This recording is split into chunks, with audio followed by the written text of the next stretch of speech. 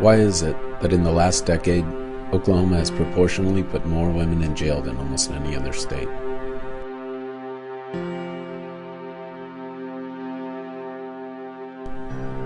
We sent 1,393 women to prison last year. And we've been among the top 3 states for the last decade. In 2010, Oklahoma's female incarceration rate was 20% higher than the next closest state of Louisiana, and 225% above the national average. And every year, our women's prisons get more crowded.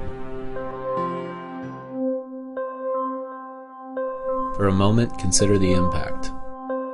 According to a report from the Department of Corrections, 85% of the women in jail had at least one child, with an average of 3 children per woman. 7,071 kids. 65% of those kids are under 18. 4,624 kids. The study asked mothers about problems their kids were experiencing since the incarceration.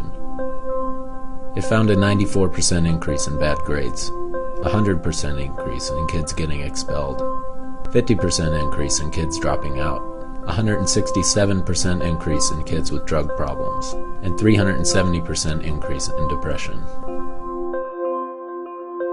Statewide, it costs a rough average of $16,000 to keep a woman in prison for a year. That's $44 a day.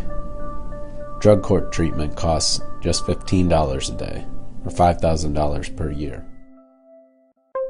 The Tulsa World, in partnership with Oklahoma Watch, takes a look into the stories of some of these women.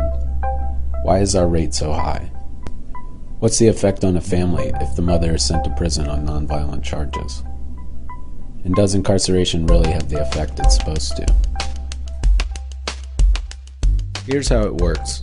For an example, we'll use a drug offender. When a woman is arrested, she waits either in jail or out on bail for her court date.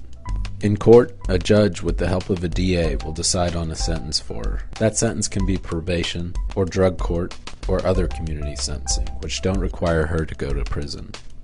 Or, the court will decide that she needs to be incarcerated for a certain amount of time. Then, she'll serve all or part of her sentence until she's deemed rehabilitated, and either be released back into her life or enroll in some kind of reintegration program, such as a halfway house or therapeutic community. She'll look for a job and try to build a life again. Oklahoma ranks 17th in the nation for female arrest rate, but number 1 in incarceration rate for women. So the cause of our high incarceration rate isn't that we're arresting more women, or that women are committing more crimes in Oklahoma. In fact, 12% of female arrests are for drugs, yet 50% of women in Oklahoma prisons are on drug charges, which might suggest that the cause of our high incarceration rate lies somewhere else in a woman's journey through our justice system, somewhere after the arrest. Stay tuned as we explore more of the reasons behind Oklahoma's high female incarceration rate. In the coming weeks, we'll examine the court system and talk to a woman who made it successfully through drug court.